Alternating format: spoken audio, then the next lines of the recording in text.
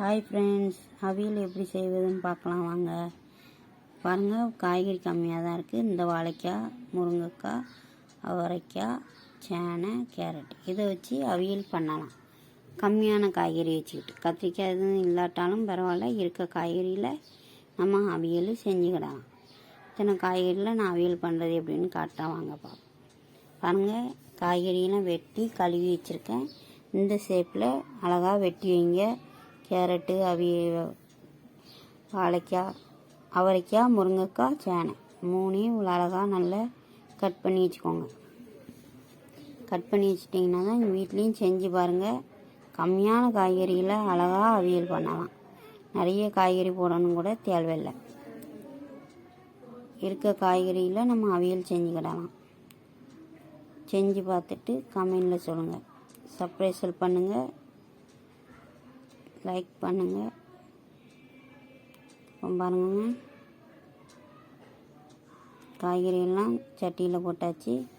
போட்டு எல்லா காய்கறியும் ஒன்றா போட்டு அதை எப்படி வேக வைக்கணும்னு காட்டுறேன் பாருங்கள். எல்லா காய்கறியும் போட்டுட்டு தண்ணி ஊற்றிக்கோங்க. தண்ணி ஊற்றி அடுப்பில் பற்ற வச்சு வேக வைங்க. நல்லா வேக விட்டுறாங்க. குழகுலான்னு ஆகிடும். கொஞ்சம் மீடியமாக வேக வைக்கணும். மூடி வச்சாச்சு, வேகட்டும். இப்போ தேங்காய் அரைக்க முடியும். தேங்காய், வெங்காயம், மிளகாய், ஜீரகம் இவ்வளோ கப்பில் போட்டு வச்சுருக்கேன். இதை மிக்சியில் போட்டு ஒரு அரைச்சி எடுத்துரும். பாருங்கள், அரைச்சி எடுத்தாச்சு. அவ்வளோதான், இவ்வளோதான் அரைச்சி வைக்கணும். நல்லாயிருக்கும் டேஸ்ட்டாக அவியலுக்கு. வெங்காயம் கட் பண்ணி வச்சுருக்கேன். பெரிய வெங்காயம் தாளிக்கிறதுக்கு. நாங்கள் அவிச்சு எடுத்தாச்சு. அவிக்கும்போது உப்பு போட்டது வீடியோவில் எடுக்கலை. உப்பு போட்டு அவிங்க. கொஞ்சமாக உப்பு போட்டு அவிச்சிங்கன்னா இந்த மாதிரி அவிச்சு எடுக்கணும். ரொம்ப வேக விட்டுறாங்க. வேக விட்டிங்கன்னா நல்லா இருக்காது. கம்மியாக நல்லா வேக விடுங்க. சட்டியில் எண்ணெய் ஊற்றியாச்சு. தேங்காய் எண்ணெய் ஊற்றிக்கோங்க. அப்போ தான் அவியல் நல்லாயிருக்கும். தேங்காய் எண்ணெய் நல்லா மணமாக இருக்கும். சாப்பிட்றதுக்கு நல்லாயிருக்கும் அவியல். கடுகு போட்டாச்சு. கருவேப்பிலை போடணும். இப்போ கருவேப்பிலை போட்டாச்சு. வெங்காயம் போடுங்க. நம்ம வெங்காயம் போட்டு வதக்கிட்டு நல்லா செஞ்சு பாருங்கள். நீங்களும் செஞ்சு பார்த்துட்டு கமெண்டில் சொல்லுங்கள் எப்படி இருந்ததுன்னு. எதுவும் டவுட் இருந்தாலும் கேளுங்க கமெண்டில். வெந்துருச்சு. வெங்காயம் போட்டு வேக வச்சாச்சு. நல்லா வெந்துருச்சு. பார்த்தீங்களா? தேங்காய் போடணும்.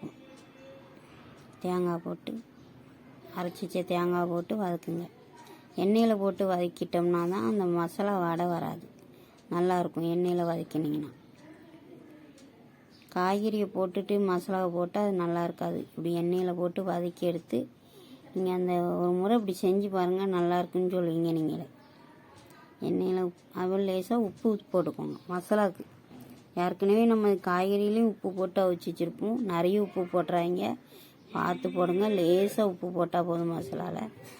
இப்போ தான் சாப்பிட்றதுக்கு டேஸ்ட்டாக இருக்கும். நான் பாருங்கள், இந்த மாதிரி நல்லா எண்ணெயில் வதக்கினா போதும். நம்ம காய்கறி எடுத்து தட்டி அதை 2 கிண்டு கிண்டுனாலே போதும். பாருங்கள், வேக வச்ச காய்கறியை போட்டு 2 கிண்டு கிண்டணும். நல்லாயிருக்கும்.